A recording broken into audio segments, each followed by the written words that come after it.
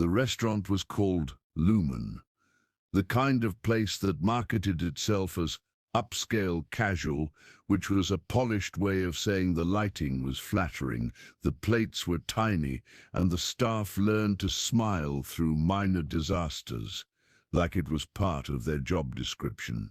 It sat on a busy city corner where glass buildings reflected ambition back at itself. Inside, the air carried a blend of espresso, roasted garlic, citrusy perfume, and money that didn't belong to the people who carried the plates. Soft music hummed through hidden speakers, just loud enough to make conversations feel important, just quiet enough to make private tension easier to hide. This was where Renata Cole worked. Renata moved through the dining room like someone who knew every squeaky floorboard, every tight corner between tables, every kitchen mood. Her black uniform fit well enough to pass inspection.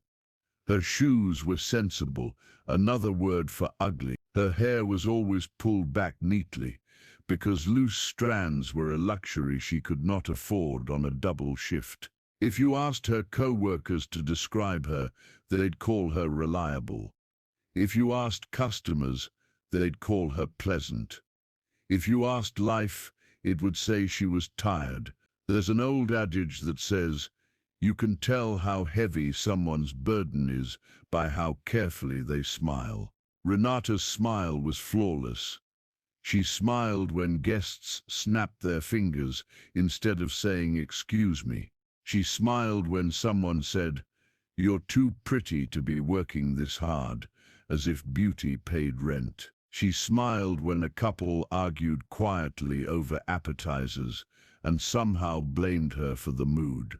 Her humor was quick too, not because she was carefree, but because humor made people comfortable, and comfortable people tipped better. Renata laughed easily, joked lightly, and deflected personal questions with charm sharp enough to cut without drawing blood. Inside, she ran on math. Rent, groceries, a bill sitting unopened in her bag, a list of responsibilities that never stopped multiplying. She didn't dream of luxury, she dreamed of relief, of rest that didn't come with guilt, of a life that didn't require her to hold her breath just to keep everything from collapsing. The dinner rush hit like it always did, with impatience dressed up as entitlement.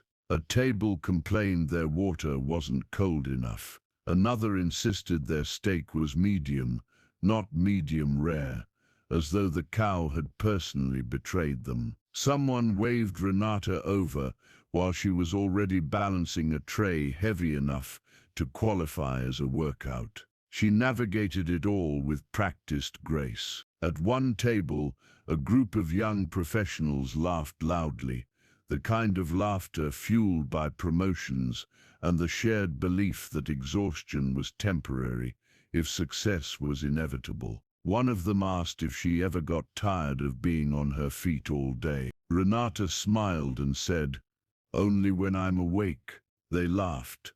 She moved on. At another table, a couple debated whether dessert counted as self-care. Renata recommended the chocolate cake with just enough enthusiasm to make them feel spontaneous. They ordered it. She made a mental note to live vicariously through their happiness. As she passed the bar, one of the bartenders raised an eyebrow and asked if she planned to take a break. Renata glanced at the clock and said, "I'll rest when capitalism collapses." The bartender snorted. Renata kept moving. Then the door opened, and the room shifted. Not dramatically. No sudden hush, but the host straightened. The manager's posture sharpened. Conversation softened just a little, like the restaurant itself had decided to behave. Renata didn't look up immediately. She was too busy apologizing to a table whose order had been delayed by 3 minutes, and a sense of personal tragedy. But when she finally glanced toward the entrance, her step slowed. A man walked in alone, well-dressed, calm, controlled, no entourage, No loud presence. He moved with ease, like he belonged anywhere he stood. He wasn't flashy, but he was unmistakably expensive in the way he carried himself. Simple lines, quiet confidence. No need to prove anything. He chose a table near the window, tucked just enough away from the main traffic to feel intentional. The manager's voice cut through the noise behind Renata, calm but unmistakably directed. "She'll take that table." Renata picked up her composure the way she picked up plates, automatically, and approached. The man looked up when she arrived. The eye contact held a second longer than most customers managed. Not rude, not hungry, just deliberate, as if he actually saw her. "Good evening," Renata said, placing a water glass down. "Can I start you with something to drink?" "Coffee," he replied. Renata blinked once. "Coffee? Black?" She smiled. "You're brave." One corner of his mouth lifted. "I like to know what I'm consuming." She didn't know why she liked that answer so much, but she did. She took his order without writing it down. Not to impress him. Her brain was simply trained by years of chaos. Still, she noticed the way his eyes followed her movements, not in a way that felt invasive, but observant, like someone who noticed details because that was how he moved through the world. When she returned with his coffee, he thanked her, actually thanked her, like the words meant something. "Long night?" he asked. Renata laughed softly. "They all are." "How long have you been here?" he asked. "At this restaurant, or in the general sense of existence?" Renata replied before she could stop herself. He chuckled. "Either." Renata tilted her head, pretending to think. "Long enough to know where all the squeaky floorboards are." "That sounds like valuable information." "It is. You learn where not to stand when stress hits." He studied her for a moment. "You're very composed." Renata shrugged. "It's part of the uniform." He paused. "Does it ever come off?" The question landed gently but firmly. It wasn't flirtation.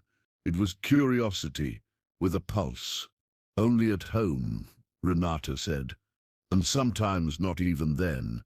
Something shifted behind his expression. Recognition, not pity. She excused herself before the moment stretched too far, because honesty in public felt like stepping into traffic. The rest of the night, she felt him in her awareness, even when she wasn't at his table, not like a spotlight, like a steady pressure. When she passed, she sensed him noticing. When she didn't pass, she still felt oddly seen. When she cleared his plate later, he had finished everything. "That was fast," she said. "I was hungry," he replied. "Emotionally or physically?" she asked before thinking. He met her gaze. "Both." Renata's heartbeat did something rude. She recovered by doing what she always did, joking. "Well," she said briskly, "stacking dishes. We're known for feeding the soul here. It's somewhere between dessert and regret." He smiled then, a real smile. When she turned to leave, his voice stopped her again. "Do you always make jokes like that?" he asked. "Only when I'm uncomfortable," she answered, honestly. "Are you uncomfortable now?" Renata's instinct was to lie. Instead she exhaled. "A little." "Why?" "You ask questions," she said, half amused, half exposed. "I do," he agreed. "Do you mind?" "Depends on the question." He held her gaze. "Do you enjoy being here?" Renata's humor faltered. "I'm good at it," she said. "That's not what I asked." She looked away briefly, then back. "I enjoy being useful." He nodded like that mattered. Renata surprised herself by asking, "Do you enjoy what you do?" He smiled faintly. "Most days." "That sounds like a lie wrapped in confidence." He chuckled. "It's a work in progress." Later, when the restaurant slowed, he asked quietly, What do you actually want right now? Renata laughed, because humor was her shield, and she was tired enough to be predictable. Honestly, she said, I just want to stop feeling like I'm running late for my own life. He didn't laugh. He waited. Renata's smile softened, then faded, replaced by something truer than she intended to show. I want a life, she said quietly. That doesn't feel like I'm constantly catching my breath. The words surprised her as they left her mouth. They weren't dramatic. They weren't polished. They were plain and honest, and for a moment she felt like she'd stepped out of her uniform entirely. He didn't rush to comfort her. He didn't say empty encouragement. He simply absorbed it.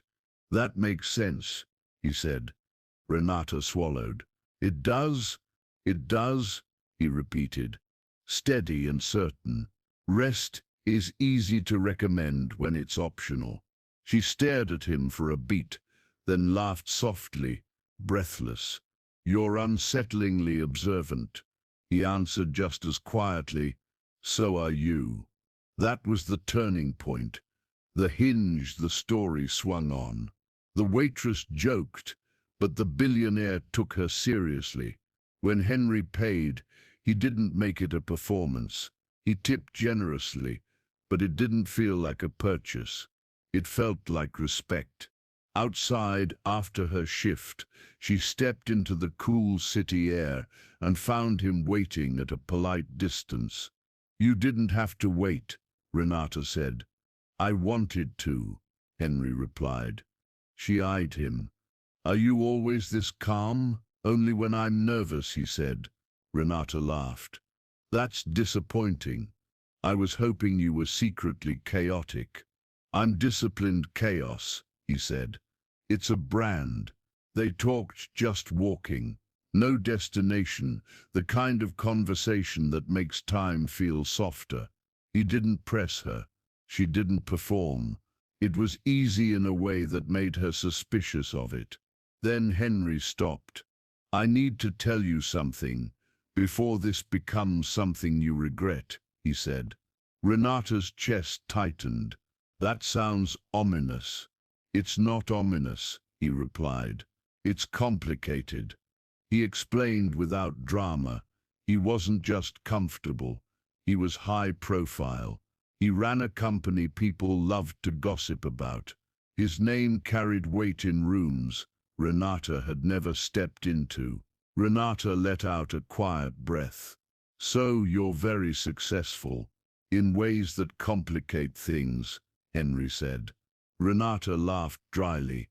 That's a polite way to say people will assume things. Henry nodded. Exactly. Renata held up a hand. I should tell you something too. He waited. I don't need saving, she said. And I don't want favors I didn't earn. Henry's expression softened with relief. Good, because I don't believe in rescuing people who didn't ask to be rescued. They met each other there. No fantasy, no pity, no pedestal. Henry asked her out properly, not with flashy gestures, with clarity. Renata said, yes, then made a face like she'd just agreed to a dangerous hobby. One conversation at a time, no assumptions. Henry smiled. I can do that. Their first real date wasn't extravagant.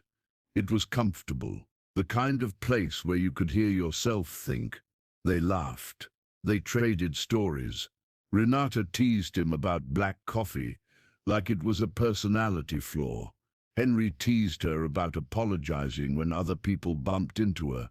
When the chemistry finally edged into touch, it wasn't rushed or claimed. Henry asked, may I? Renata's smile turned warmer. You really do ask the difficult questions. The kiss started soft, careful, curious, then deepened slowly, like neither of them wanted to pretend it didn't matter. When they pulled apart, Renata laughed, breathless and honest. That's dangerous, she said. Henry's eyes held hers. I had the same thought, The days that followed were real, not perfect. Henry's schedule tightened. Calls came late. Meetings stretched. Renata returned to work feeling both lighter and exposed, like happiness had made her more visible. Co-workers noticed immediately. "You're glowing," one told her. "I changed laundry detergent," Renata replied, dead serious. The co-worker rolled their eyes. "Sure you did." Renata wasn't naive. She knew the risk of imbalance. She knew the way people talk. She was determined not to lose herself inside someone else's world, no matter how safe it felt. Henry didn't push. He didn't rush her life into his. Instead, he did something that surprised her. He made space. He didn't buy her freedom. He encouraged her to claim it. One evening, after a string of long days, Renata stood outside the restaurant again, phone quiet in her hand, fatigue creeping back like an old habit. Doubt whispered, maybe this was temporary. Maybe she was just a pleasant interruption in a powerful man's calendar. Then headlights washed over the pavement and stopped a respectful distance away. Henry stepped out, calm but resolved. Renata crossed her arms. "You look like you're about to offer a speech." Henry smiled. "I hate speeches." "Then don't," she said. "Just tell the truth." Henry took a breath. "I had a choice to make. I could keep everything exactly the same. More expansion, more meetings, more wins that look good on paper. Or I could step back from autopilot and build a life that actually feels like something." Renata's throat tightened. "And what did you decide?" Henry met her gaze. "I decided I don't want a life that looks impressive, but feels empty." Renata laughed softly, eyes bright. "That's inconveniently honest. I learned from the best." Henry said. In the weeks that followed, things shifted deliberately. Renata reduced her hours, then left the job on her own terms, not rescued, not replaced, just choosing herself with steady hands. She enrolled in something she'd been postponing. Her days stopped being only survival. She slept better, laughed more, stopped apologizing for existing. Henry reorganized his life the way he organized business, carefully, intelligently, but for the first time, for himself. He delegated. He declined meetings that didn't matter. He learned how to be unavailable without feeling irrelevant. They dated like adults who knew what they wanted. Playful, honest, occasionally steamy, never careless with each other's hearts. The romance didn't erase their individual lives. It strengthened them. Months later, Renata stood with Henry, overlooking the city lights, breathing in deeply like she was testing the air. Henry glanced at her. "You're quiet."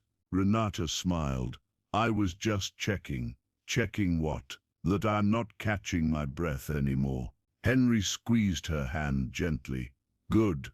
Renata leaned into him, warmth in her voice. Funny how everything changed because of one honest answer. Henry smiled. "Funny how you didn't even know you were changing someone else's life too." Renata laughed, soft and real, and the city kept shining below them like it had always done. Only now she finally had the space to enjoy it. Some people chase success until they can breathe, and some find love that finally teaches them how. If this story made you pause, if you've ever laughed to survive, smiled through exhaustion, or pretended you were fine just to keep going, then this story was for you. Comment "I deserve to breathe." If you believe rest isn't laziness, and love doesn't have to rescue, it can simply meet you where you are. And if you want more stories where honesty changes everything, subscribe and turn on notifications.